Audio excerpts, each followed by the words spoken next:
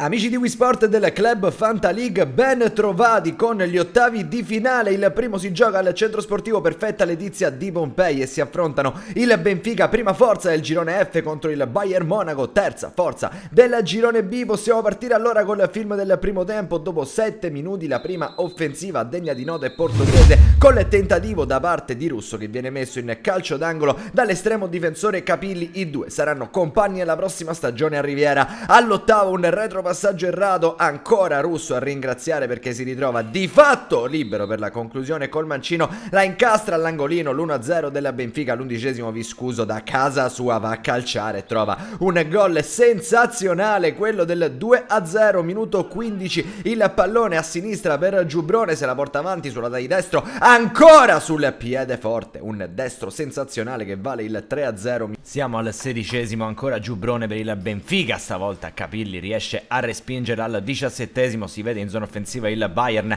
da casa sua, cerca il destro Granata, termina però sul fondo. 18°, il liscio di Capilli ringrazia Giubrone per il gol del 4-0, per lui è doppietta. 22°, rimessa laterale, cercato e trovato ancora il numero 21 che stoppa e scaglia col destro il tiro che vale il 5-0, ancora il Benfica. Al minuto 23 col tentativo da fuori di Roll che stavolta coglie il palo, finisce così il primo tempo ma sembra già una sentenza. Benfica 5, Bayern Monaco 0. Partiamo col film della ripresa. Al 26° calcio d'angolo viene messo all'indietro per Gargiulo che scavalca l'avversario, gran giocata per lui e poi il destro piazzato, troppo centrale però per sorprendere Capilli. Russo ci mette invece il fisico, il pallone finisce a sinistra per Verdura che trova la gioia personale, quella che vale il 6-0 complessivo. 31°, ancora Roll che si invola verso la porta, 1 contro 1 con Capilli che riesce a ipnotizzarlo col piedone. Ancora il Benfica però a trovare la via della rete sotto porta, il tocco è di Gargiulo, l'assist è di Verdura. 33°,